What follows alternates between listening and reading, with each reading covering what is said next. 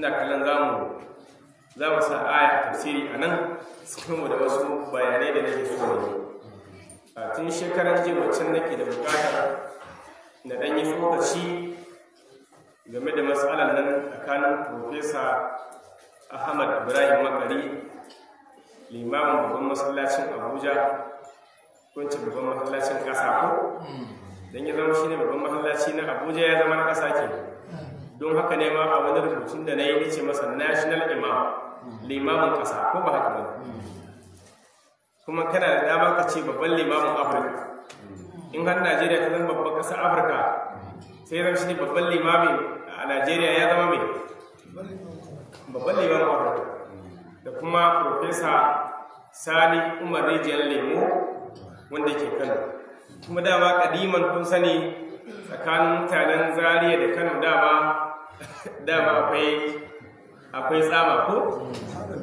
Kwanan da wani dan majalisa wani dan Kano da ya tashi a majalisa ya faɗa sunansa sai ce yana wakiltar wasu ƙananan hukumomi ya kira na Kano ne. Amma sai da ya kira ƙananan hukumomin Kano sai ce kuma of Zaria State. An gani misali kuma ya ce Gaya, Wudil, kaga Kano ne, amma kuma sai ce Zaria State. Kuma shugaban majalisar wakilan ɗan Zaria ne. Na haka sai ya gane ya yi kuskure. Sai ya ce ina neman afuwa, sai shugaban majalisar shi ɗan Zaria ne wacce ɗan Kano sai ce ba za a yi afuwa ba a bar abu a haka. A je an damar da wannan garuruwa sun dawo Zaria. Ko dama akwai ningi na wasa tsakanin Zazzagawa da Kanawa. Kuma shi Makari kuma sai zama shi ɗan Zaria, shi kuma Profesa Sani Umar Rijiyar Lemo ya zama ɗan Kano. Ta ga an sake abin da musulunci ya haɗa, amma kuma bambancin aƙida ko fahimta ta addini ta raba su. Wannan wace matsala ce? A wani makɗa'i da na gani kuma saurara, na ji Profesa Ahmad Makari yana cewa ba duk hadisin da aka ce ya inganta ne to ta tabbata annabi ya faɗa. Na ji Profesa Makari ya faɗa. Ina jin kamar kuma wata ne ko kun ji? Ya ce ba duk abin da aka ce ya inganta ne annabi ya faɗa. Zai iya zama ya inganta amma ba annabi ne ba, kuma ya zama an danganta wa annabi. Shi hadisi ana nufin labari, shine hadisi. Malamai sai suka kasa hadisi gida-gida gwargwaron yanayin mutane. Akwai sahihi ingantacce, akwai hasani, akwai kuma da'ifi. Shi sahihin shi ma ba kala ɗaya bane. Sahihun li ghairihi ko kuma bi shawahidi. Akwai hasanun li zatihi ko kuma hasanun li ghairihi. In aka shigo da'ifi shi ma na karkasuwa, wasu malaman sun ce gida 40 da wani abu, wasu malaman sun ce gida 80. Mafi shuhuran rarrabuwan da'ifi shine akwai lamba ta 1, akwai mursal. Hadisi mursal, wato bara mu fara da meye sahihi din. Hadisi sahihi shine wanda ya cika sharadi 5. Sharadi 5. Misali mu ce a ce ga annabi, ba wanda za mu nuna mai misalin annabi da shi ba. Mu ce kawai ga annabi, ba mu nuna kowa ba. Balle a ce mana mun nuna wani mun faranta da annabi. A ce ga annabi, su waye a gaban annabi waɗanda suka ji maganar annabi? Sahabbai ba? Su ne suke da hakkin su ce annabi ya ce kai tsaye ba? Saboda su ga annabi, haka ne? Bayan sahabbai sai tabi'in. Su tabi'in sun ga sahabbai ne, amma ba su ga annabi. Haka ne magana? Da haka tabi'i zai iya cewa sahabiwa ne ya ce min annabi ya ce, saboda shi ya ga sahabi ne. Kun fahimta? Shi kuma tabi'in ai shi bai ga sahabi ba, shi tabi'i ya gani.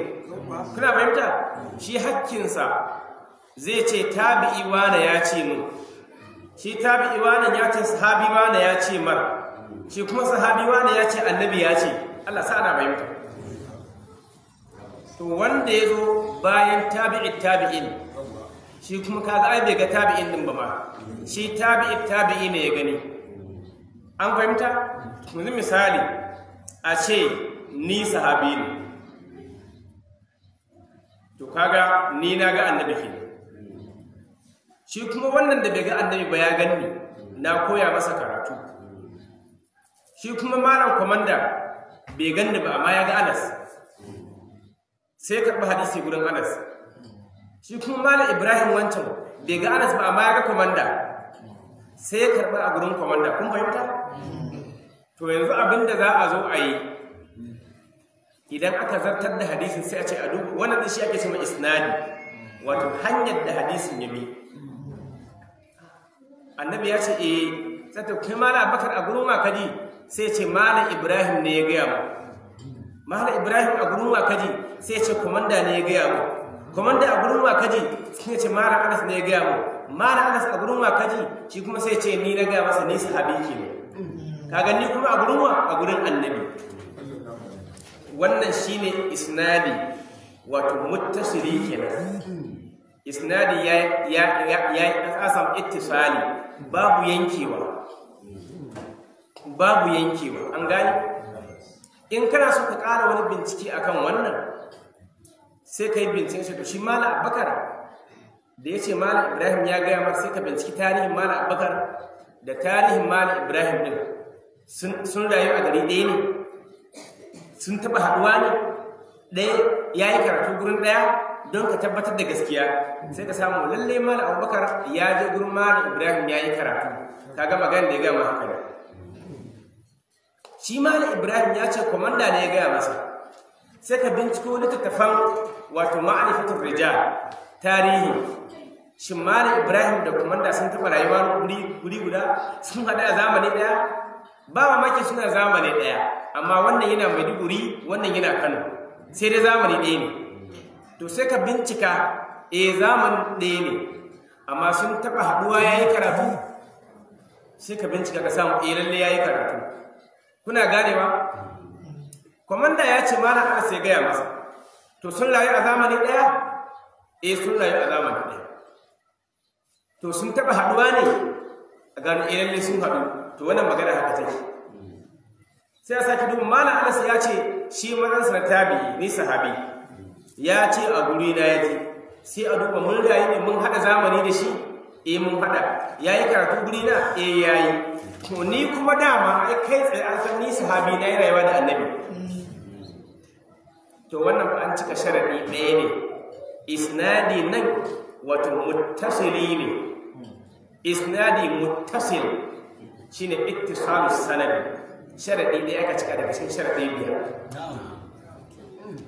To kuma sai mu sake dawowa waɗannan hanyar da aka bi, mu sake musu kallon karo na biyu. Shi malam Abubakar da ya ce malam Ibrahim ya gaya ma, shi malam Abubakar mutumin kirki ne, shine adalatul rawi. Kuna ganewa? Sai a gano mutumin kirki ne. Shi malam Ibrahim fa mutumin kirki ne, shi komanda ba mutumin kirki ne, shi malam Anas ba mutumin kirki ne. Sai a zo kaina sahabi, wanda ni kuma dama ni aka tsammanta wa mutumin kirki don gani ga annabi. To wannan shine mataki na biyu na tantance ingantaccen hadisi. Adalatul rawi, marawaitan duka su zama mutanen kirki. Kun fahimta? Sai sharadi na uku shine dabtul rawi. Sai a sake biyowa wannan hanyar, a sake duba tun daga malam Abubakar da ya bada hadisin, yana da hadda ko bai da hadda. Kun fahimta? Yana da hadda sosai, to ya shiga yana cikin rijalus sahihi kenan. Sai a duba malam Ibrahim da ya koyi da malam Abubakar din, shi yana da hadda, ya shi ma mai hadda ne. Sai a zo gurin komanda, shi da ya koyi da malam Ibrahim, shi komanda yana da hadda? Yana da hadda, to shi ma rijalus sahihi ne. Sai ta to shi malam Anas da ya koya wa komanda, shi ma yana da hadda? sai a ce yana da hadda shi ma rijalu sahihi ne. An gane in aka iso kaina kuma dama ne ba sai an tambaye ni, sahabi ne, abin yana tsayawa daga tabi'ai kasa. Kun fahimta? Yanzu an samu sharɗi na nawa? 3, kuma sharɗin 5 ne. Sharɗi na 4, khuluhu min ash-shuzuz, wato kar ya zama shazzi. Kun san shazzi? Ai akwai yiwuwar malam Anas yana da hadda amma na fi shi hadda, ko kuma ina da hadda amma ya fi da hadda.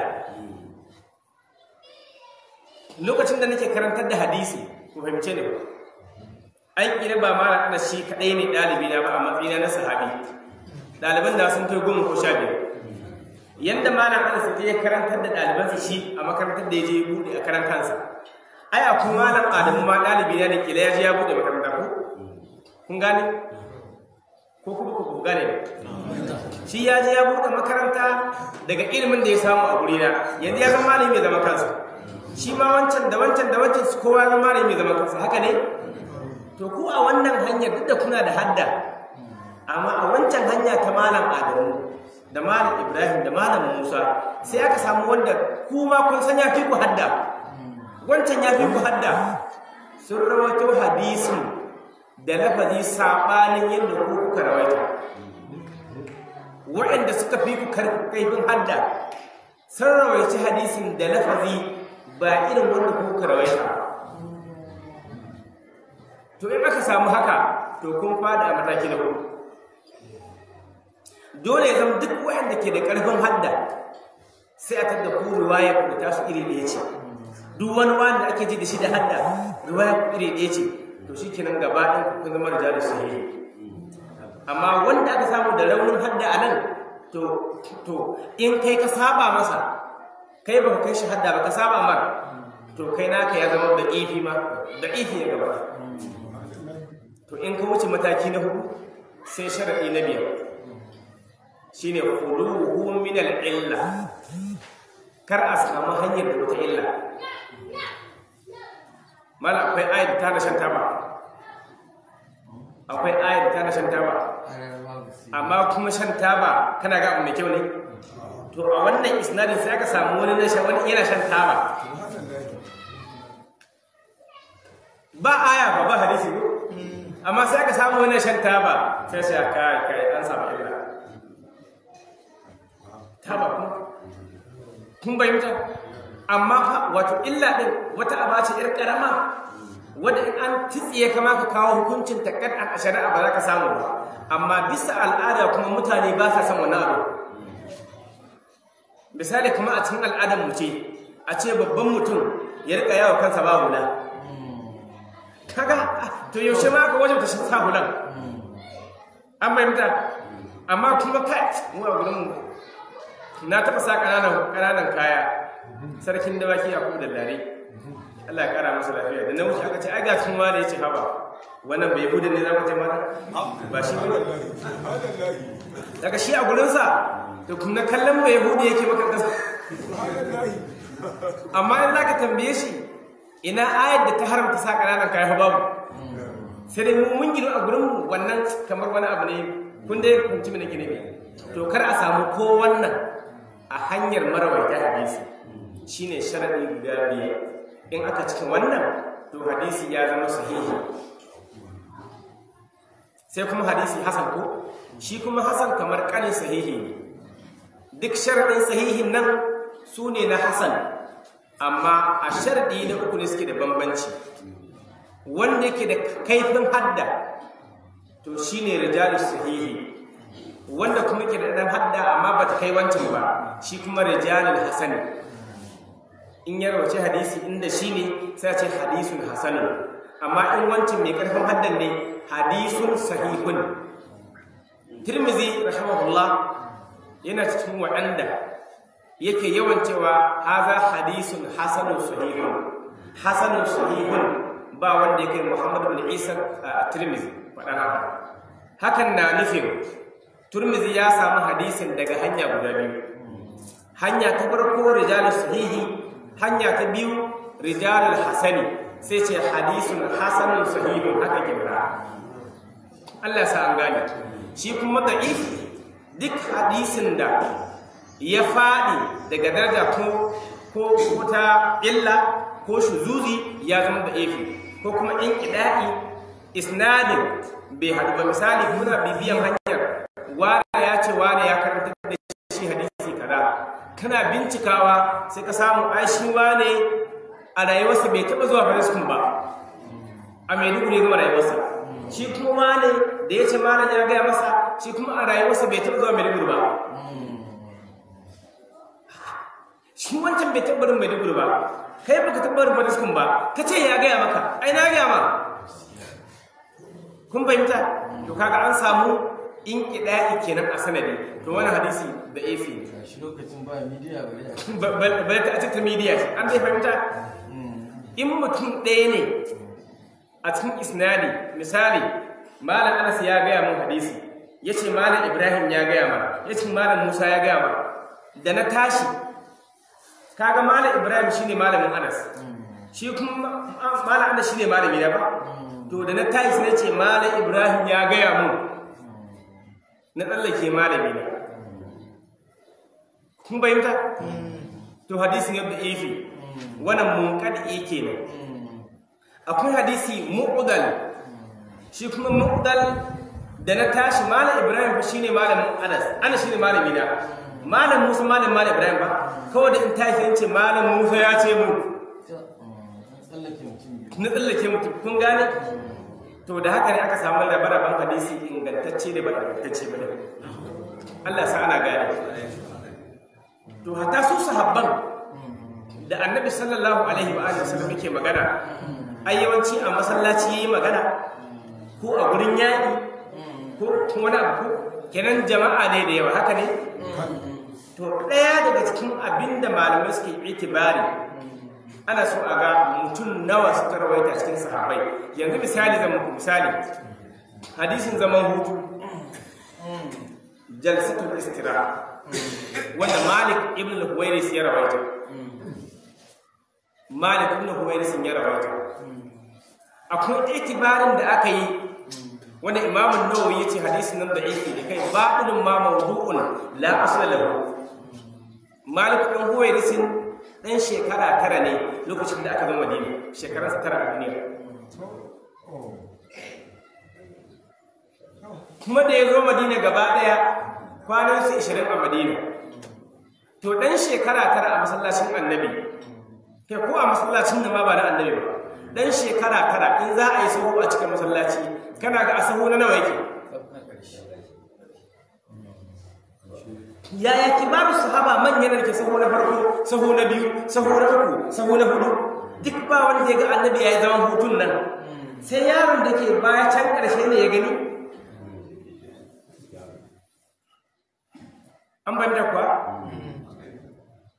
Kai, sai malamai ta ce to tun da isnadin yana Bukhari cewa ya inganta, to ɗan shekara 9 abe ka mafarki ba, yana da damar shiga gidan Annabi shi a kowane lokaci, ƙaramin yaro ne. To babu mamaki matsayinsa na ƙaramin yaro, ya shiga gida ne ya ga Annabi yana yi a sallar nafila a gida, sai ya zo ya ba da labari. Kaga su kuma manya ba za su shiga ba. Amma in ba haka ba, in a sallar farilla ce Annabi ya yi a masallaci, yayi aka yi duk sahabban nan suka rufe ruwayar ba su faɗa ba, sai wancan yaro da baya can.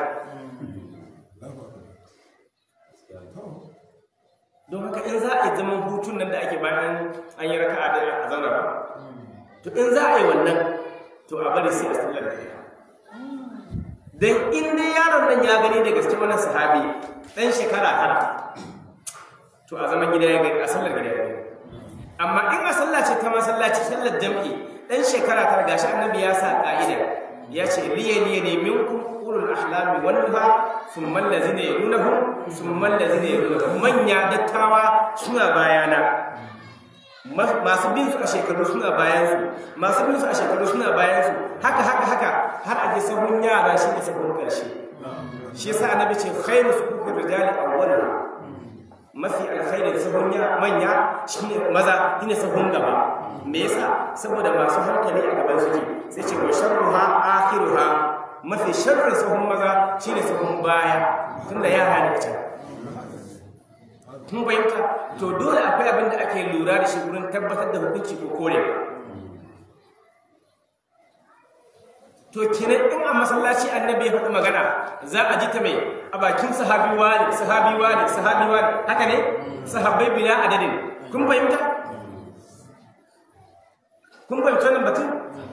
To hadisin da aka ji a bakin daga sahabbai 10, 15, 20, 30 mutum 30 sun ji a bakin annabi, ya kowa ya koma ya karantar da almajiransa. Kaga kenan za a ci samun riwayar wata a samu daga Abu Talha, wata a samu daga Qatada, wata a samu daga Jabir, wata a samu daga tunda sahabban da yawa ba ka. Kun gane? Sai aka ce to irin wannan wanda aka samu daga mutane da yawa zuwa mutane da yawa shi ake cewa hadisi mutawatiri. Hadisi mutawatiri to la shakka kuma wala khilafa annahu yaqu bihi al-ilm al-yaqini, ilmi ne yaqini da aiki yana tabbata da hadisi mutawatir. Wannan kuma ka'ida ce kamar da Professor Makar ya faɗa, duk ƙananan ɗaliban ilimin hadisi kowa ya sani sai in ba karatu yake ba. Misali, me yasa Imam Malik yake istidlali da amal ahli Madina? Aikin mutanen Madina. Madina nan manzo Allah ya zauna ya rayu, ko ba haka ba? Kenan su idan ana gadon aikin addinin musulunci, me za ku ce? Su sun gada. Me yasa ku fahimta? Me yasa ba a cewa amal ahli Makkah? Dan sanda annabi yake Makka ba ahkam bane, tauhidi yake kokarin kafawa. Yawancin sura mai magana hukunci sanda aka je Madina. To aikin da mutanen Madina suka ga annabi yana yi, annabi ya wafati sahabbai suka daura, to sai ma duka ce aikin su kadai hujja.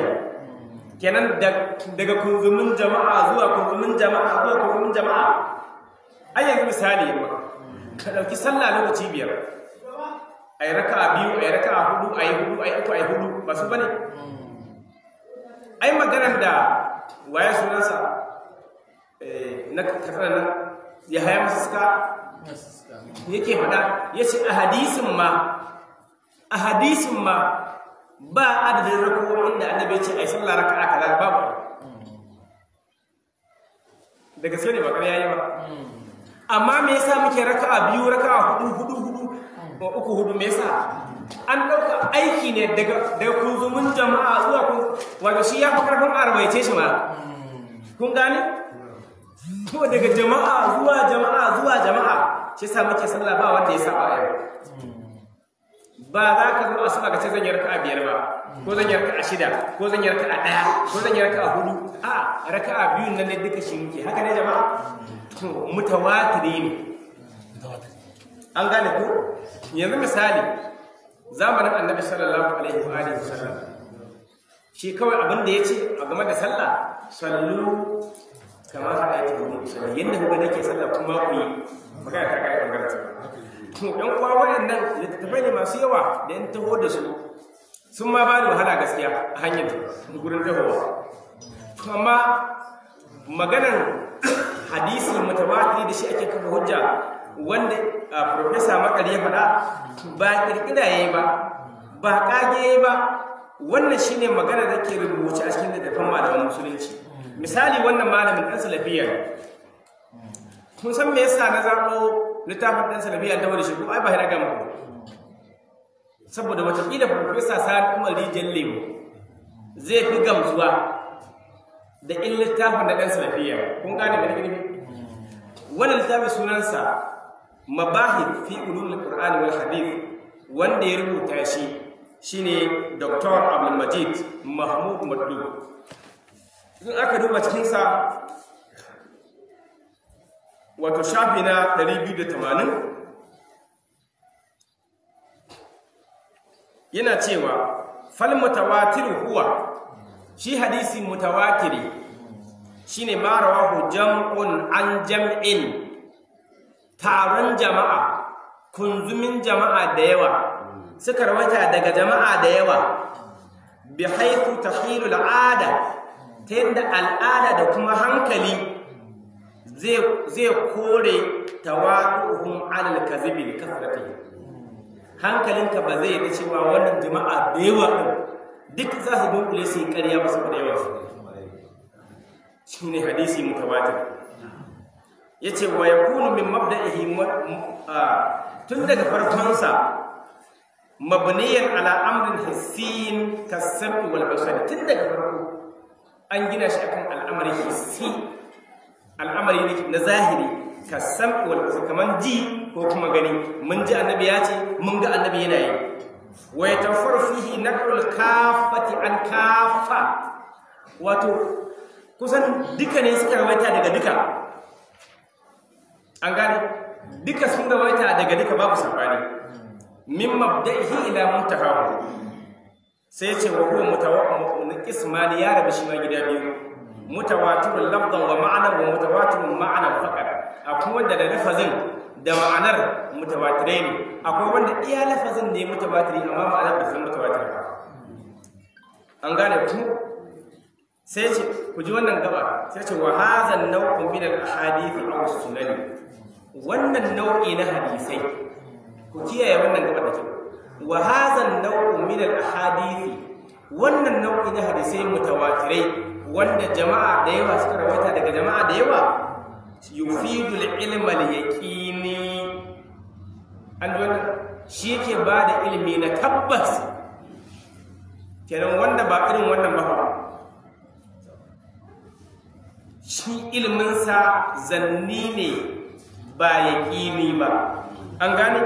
Wa yakunu jahiduhu wa yakfuru jahiduhu, wanda ya musa irin wannan to shi kafiri ne magana ɗaya. Wa yakunu fi af'alin nabi sallallahu alaihi wa sallam, ana samun irin wannan hadisi a ayyukan annabi allati nukilat ilaina, wadda aka cirnyo aka kawo zuwa gare mu. Kun gane magana jama'a? Wannan Dr. Abdulmajid Mahmud Madu ya faɗa, wanda ɗan salafiyya ne. Na san watakila Profesa Makari, Profesa Sani Umar Rijiyar Lemo zai fi gamsuwa da wannan magana, shi yasa na kawo ta. Yanzu an gane hadisi mutawatiri wanda jama'a da yawa suka rawaita daga jama'a da yawa, shi yake bada al-ilmal yaqini, ilimi na tabbacewa lalle abin ya faru. Bari an ba ku mamaki. Wannan hadisin da kowa a cikin ku ya san shi, innamal a'malu binniyati wa innamal likulli imrin ma nawa, hadisi ne ahad. Duk shuran wannan hadisi ne wanda ke ɗaiɗaiku suka rawaita. Don me? Duk inda ka je ka dawo a sahabbai, ruwayar tana karewa kan Umar ɗan Khattabi shi kadai, ba na biyu. Duk shuran wannan hadisi Umar ɗan Khattabi shi kadai ya rawaita a sahabbai, babu sahabi ya biyu. Don ka hadisi ne ahad, wanda baya ba da ilimi yaqini sai dai zanni. Amma sai aka ce idan al'umma suka karɓe shi bil qabuli, suka karɓi wannan hadisi, ko da ahad ne aka karɓa babu saɓani, to ko da bai ba da ilimin yaqini ba yana wajabta a yi aiki da shi. Ko da bai ba da al'ilmin yaqini ba, amma kuma yana wajabta a yi aiki da shi. Kuna fahimta? Wannan littafin Sheikh Muhammad bin Rashid Al-Maktoum na Dubai, shi ya ɗauki littafi na nauyi aka buga shi mai suna Khabar Wahid Iza Khalafa Amala Ahlul Madina, wato hadisi ahad idan ya saba wa amal ahlul Madina, yaya hukuncin wannan hadisin yake. A cikin yayi bayanin me ake nufi da ahad din ma, me ahad, me hukuncin ahad, me hukuncin mashhuri da mutawatiri, duka babu lokacin da za mu bayani sosai. Ga alfiya ta Imam Suyuti, ga kuma littafin Ibn Kasir al-Ba'is al-Hasis, littattafan da ya kamata ku taho da su suna da yawa, ba lokacin dawo. Amma dai maganar cewa wato hadisi mutawatiri shine wanda ake kafa hujja da shi don ke ba da ilimin yaqini, wanda babu hukuntu a ciki da makari yayi, Profesa Makari yana kan gaskiya. Allah sai muna gane, ba ta asubanci muke yi ba, iya gaskiyar da muka fahimta muke faɗa, don a fahimtar mu ma ita ce iya amana da za mu sauke. Kuma abinda zai ba ku mamaki jama'a, kun ga wannan fa ka'ida ce ba rasmi a rubuce fa. Akwai al-usul min ilmin usul littafin Muhammad ibn Salih Usaimin ne. Usaimin ai san wai Usaimin ba bin ba Usaimin da bin ba shi ma madina cikin malaman Saudi Arabia wanda ake ji da su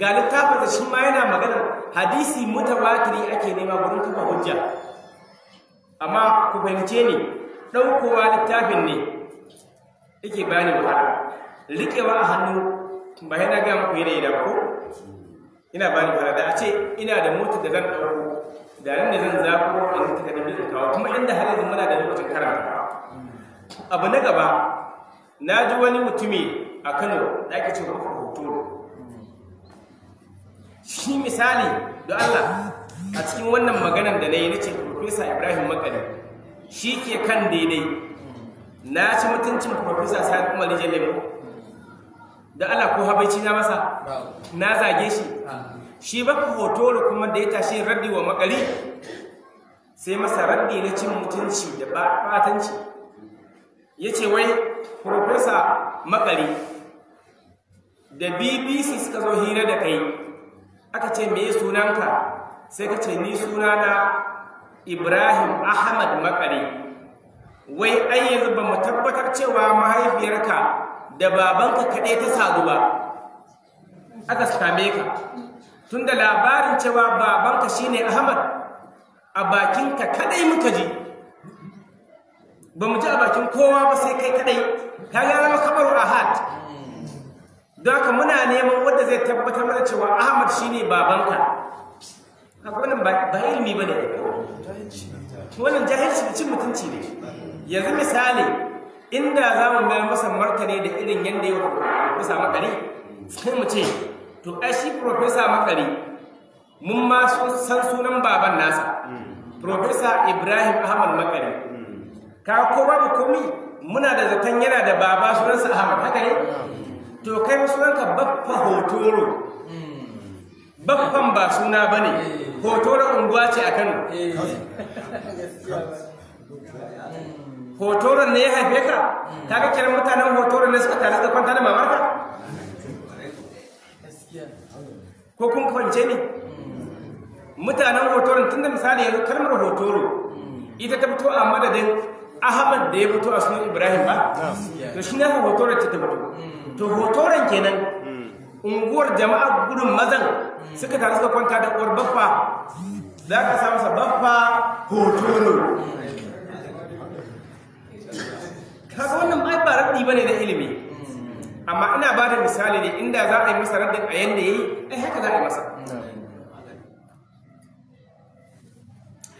ga wani hadisi da zan ba ku zai ba ku mamaki hadisin manzon Allah ya fara ya tsaye kuma wannan yana da irtibai da alaka da kisan Sheikh Abdul Jabbar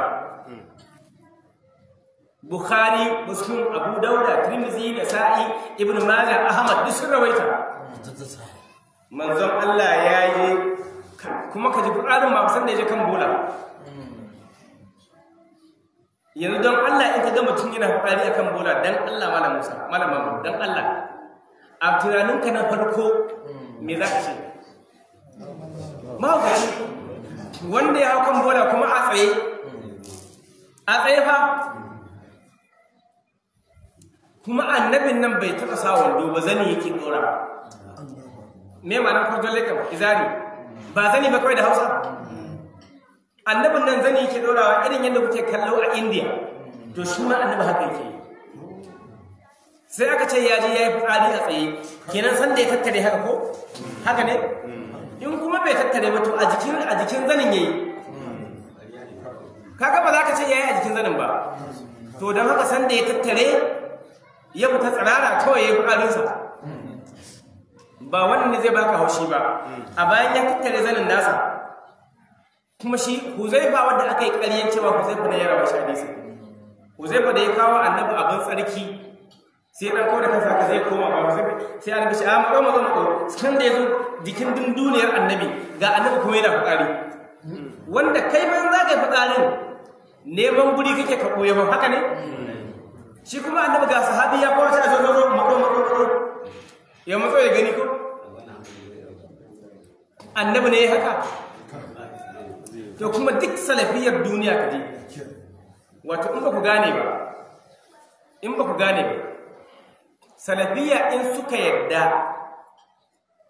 suka yadda cewa sai hadisi mutawatiri ake hujja da shi to wasu wato a ka'idu nasu da suka gino akai zai rushe ne yan duk salafiya duniya da zara sun da annabi ya fara da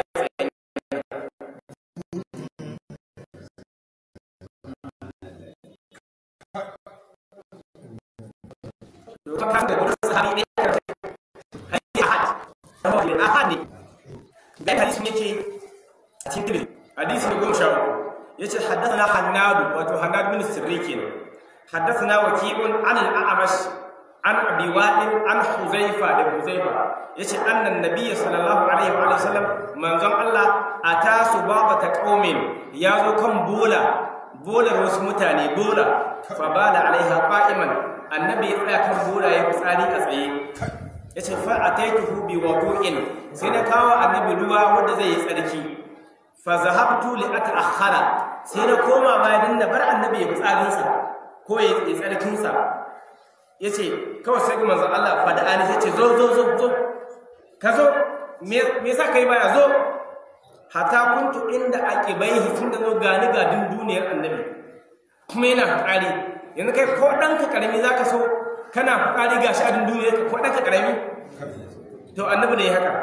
kuma wannan na shi muku Tirmidhi ya rawaita ko har Bukhari ya rawaita yace manzon Allah ya rabala wa masaha ala kuffaihi yayi shafa kan kuffi wannan takalmin da ake amfani da shi wannan Imam Bukhari Imam Muhaddisin ya rawaita hadisi na 224 ya sake rawaita hadisi na 226 ya sake rawaita hadisi na 2471 Muslim ya rawaita wannan hadisin 273 Abu Dawud ya rawaita wannan hadisi na 23 Imam Nasa'i ya rawaita hadisi na 18 ya sake rawaita 26 27 28 Ibn Majah ya rawaita 306 Ahmad dan Hanbali ya rawaita 23,414 23,345 Tirmidhi ya rawaita 13 da muka dada su duka waɗannan kuma daga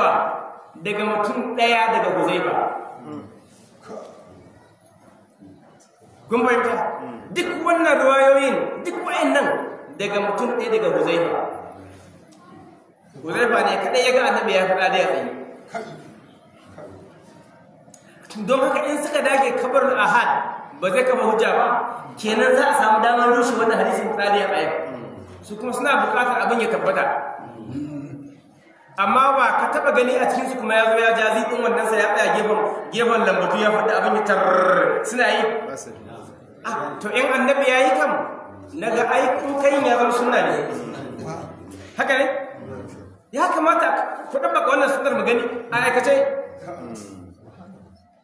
ana za kun gane wannan sannan wata gaba da shi profesa ya faɗa profesa Sani Umar Lijeli ya ce Ibn Salah ya kawo cikin siyanatu sahihi Muslim kuma lalle haka ne ya gani ya kawo ni ma na gani ya kawo Abdul Mu'ali wato Abdul Malik ibn Abdullah al-Juwayni wanda ake cewa Imam al-Haramain ya faɗa ya ce idan mutum zai yi rantsuwa ya ce na rantse da Allah duk abin da ke cikin Bukhari da Muslim sahihai ne in ba haka ba na sake matata yace to matarsa ba ta ba yace domin wallahi duk abin da ke Bukhari da Muslim kowanne sahihi ne ni kuma ban yadda ba ni ga misali zan bayar na ƙarshe za mu rufe karatu wataƙila in mun samu dama ma ƙarar gobe hadisi na 1462 a cikin Muslim 1462 sai an nutsu don Allah da a gane wannan hadisi aka kawo isnadi zuwa ga Anas dan Maliki kaga isnadi ya kare ba Anas dan Maliki yace manzon Allah sallallahu alaihi wa alihi wasallam yana da mata tara yana raba musu kwana ɗaɗɗaya ne in ya kwana a ɗakin nan yace ba zai kuma dawowa wannan ɗakin ba illa fi tis'in sai ba kwana tara, ma'ana kowace an mata kwana ɗaya da ke ko kuna fahimtar karatun inda yake. Kuma idan dare yayi in yana ɗakin Aisha ko Zainab ko Ummu Salama, to duk matan za a taru a wannan ɗakin ne a zo ana hira, sai lokacin tashi a kwanta yayi sai kowa kuma sai ta koma. To wata rana sai aka zo ana ɗakin da na Aisha a wannan hadisin ba 1462 ana a Muslim, sahih Muslim 1462. don Allah ku rika dubawa in kun koma, shine hikimar faɗan lambar hadisi, kar wani ya ga cewa an shato ta. Ka je ka duba da ɗakinka 1462. wata ran ana ɗakin da na Aisha da dare, hira ta yi hira, sai annabi ya kai hannunsa zai taɓa Zainab bintu Jahash, ya kai hannunsa zai taɓa ta, bai taɓa abin ba, ya dai kai hannu ne. Sai na Aisha ta ce inna ha Zainab, ba ni ba ce ba, Zainab ce, ma'ana ta yi kishi.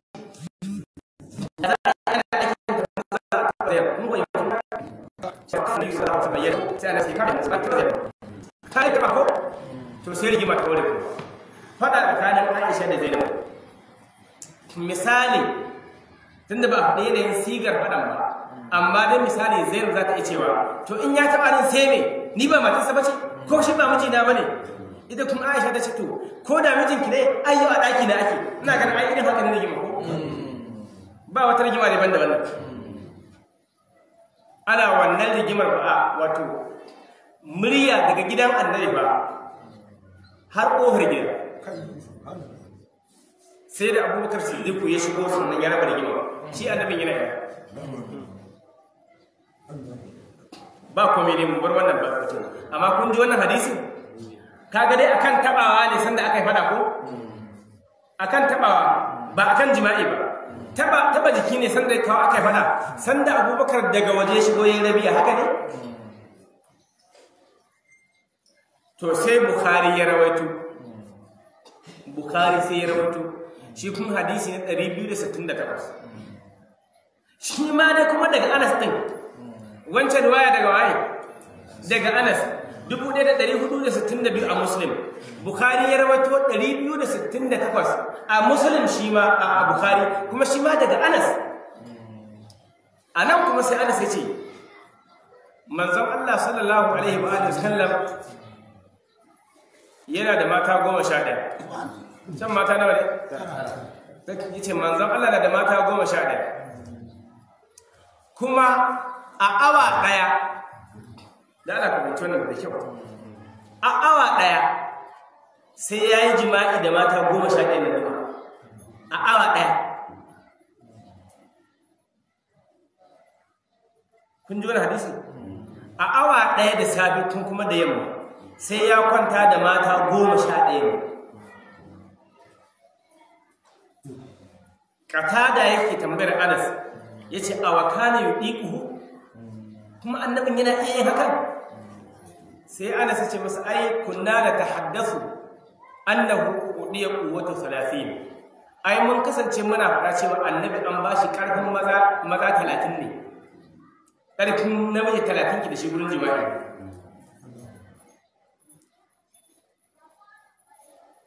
Ina jin ba ku gane ba. Wannan hadisin annabi an ce yana kwanciya da matansa 11 a cikin awa ɗaya. Ba kuma sau ɗaya ba, cewa aka yi kana, malama abu mai ma'anar kana? Istimrari ko? Kana ya duru ala nisa'ihi fi sa'atil wahida. A awa ɗaya sai ya zaga kan matan, kuma ya kasance yana yin hakan ne. Yace wa kunna 11 kuma su 11. Wancan hadisin kuma na Muslim ba maganan jima'i ba. Taba Zainab za a yi, ba a taba ta ma san da aka yi dambe. Yanzu inda an riga an taba Zainab da rigimar ba ta wannan ba, to inda kwanciya aka yi da Zainab ba, hadisin nan don Allah za su haɗu. To wanne ne sahihin, wanne ne ba sahihin ba?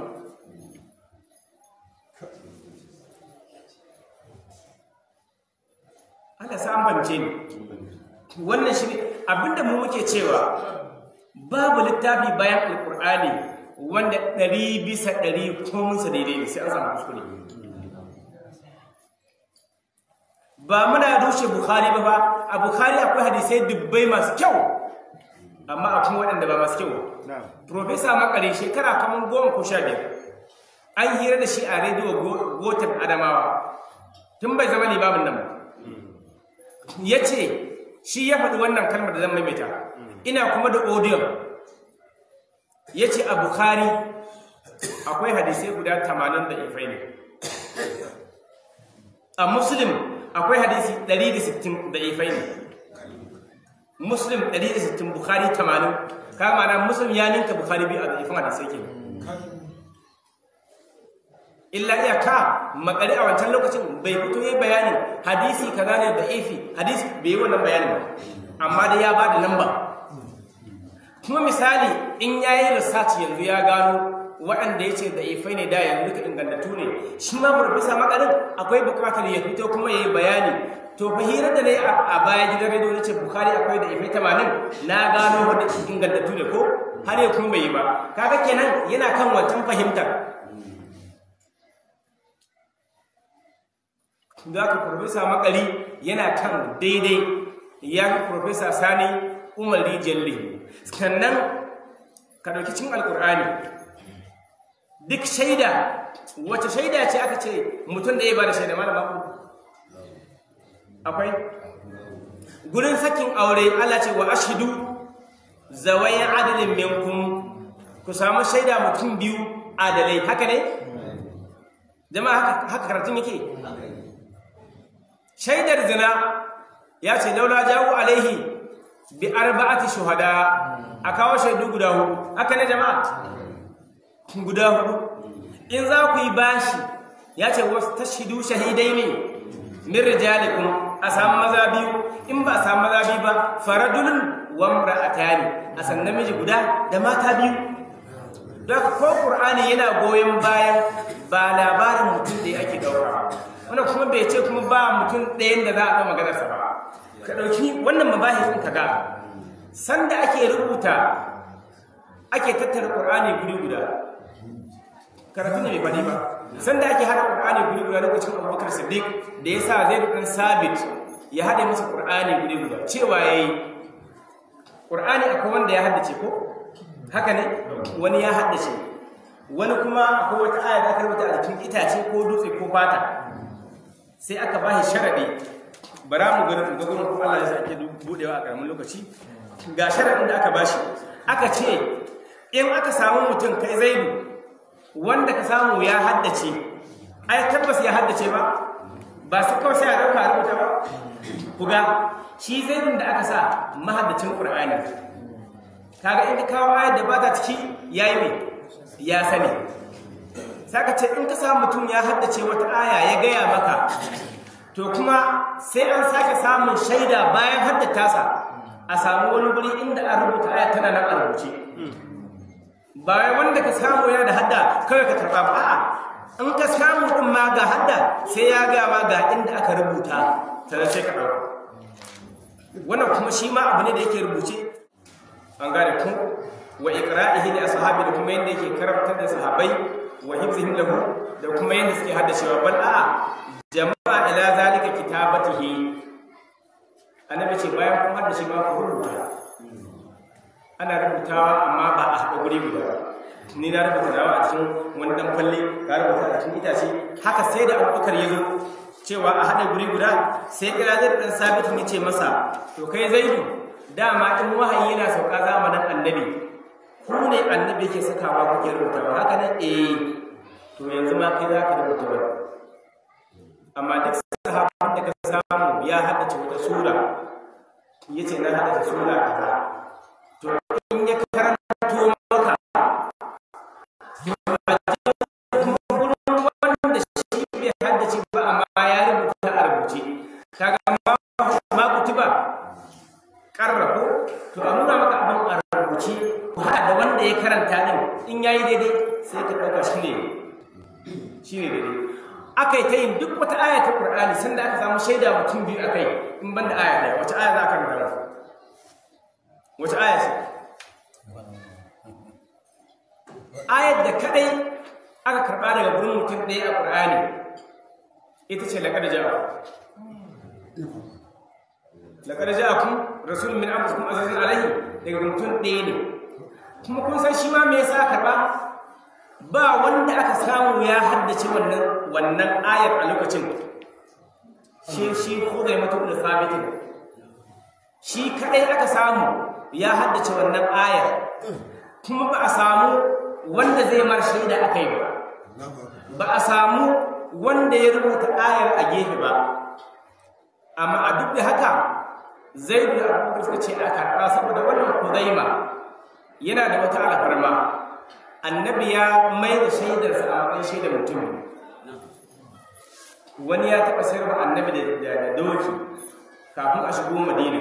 Bayan da aka shigo Madina kuma ya karɓe kuɗin ba, sai ce shi bai sayar ba. Aka rasa wanda zai shaida, zai Khuzaimah ya ce shi yana shaida a gabansa aka yi wannan cinikin ya gani. Daga ranar sai manzon Allah ya ce ya zama zu shahadataini, mai shaida biyu. Shi kadai in ya bada shaidan mutum biyu ne. To tun da dama muna neman shaidan mutum biyu ne kawai muka wannan aya ta Qur'ani, ba mu samu mutum biyu ba. To kaga wannan wata mu'jiza ce ma ta manzon Allah kenan. A rasa shaida sai wanda annabi ya bada shi mai shaidan mutum biyu. Don haka aka rubuta wannan Qur'ani. To ko Qur'ani ba a karɓi shaidan mutum ɗaya ba, babu na ahad a ciki. Duk wanda haka dukan garan ɗanka sai an ce to ina shaida akan cewa aya da kabar nan daidai ne, sai an je ka nuna ta rubuce an gani. Ana suka mun gane. Da aka Profesa Makari ya fi Profesa Sani Malijin Lemu zama kan daidai akan wannan matsala. Muna gaya muku ganin misali sun rawaito annabi yana fitsari a tsaye duk inda ka je ka dawo daga hudu da ya bada shi kadai, amma sun dage lalle sai an tabbatar annabi da fitsari a tsaye akan bolan nan saboda bukatar su biya. In kuma ka ce ba haka ba ce ka karanta hadisi, kuma su suka sa ka'idan nan cewa hadisin na ahad ne fa, wanda baya ba da ilimi yaqini sai zanni, wato wanda ake zato ne. In yattabi'una illa zanna wa inna zanna la yughni min al-haqqi shay'a. Allah ya raba mana asiri. Abinda muka faɗa daidai Allah ka ba mu lada, wanda muka kuskure sai mu ga cikin ilimi Allah ka yafe mana. Muna bai jama'a hakuri saboda mun tsawaita wata kila yau awa biyu muna ko ai hakuri yanayi ne, muna da bukatar wannan bayani shi yasa. Kuma abinda ya dan tunzura ni amma dai bayani wannan abin da wancan bukuto da yawa Makari wannan yasa naji ai wannan cin mutunci ne ma ba radi ba. Don haka bai kamata yayi kuma a yi shiru ba in magana akan wannan kuskure ne gaskiya. Profesa dai akalla ina kara mabatawa mun san shi Profesa Ahmad Ibrahim Ahmad Makari. Wa san sunan babba sunansa? Wa san sunan kawansa? Kuma iya hoton da kusa ne don mutanen hoton da suka tara. Miyo annabi salati. Allahumma salli ala Muhammadin wa ala ali Muhammad kama sallaita wa rahimta wa barakta ala Ibrahim wa ala ali Ibrahim fil alamin innaka Hamidum Majid. Allahumma ahsin aqibatana fi umuri kulliha wa ajirna min khizyi ad-dunya wa 'adhab al-akhirah wa tawaffana muslimin wa ahdina bis salihin. Allahumma irfa' 'anna al-jahla wal ju'a wakshif 'anna min al-bala'i ma la yashfu ghayruhu. Rabbana amanna bima anzalta wa ittaba'na ar-rasula faktubna ma'a ash-shahidin. Subhana rabbika rabbil 'izzati 'amma yasifun.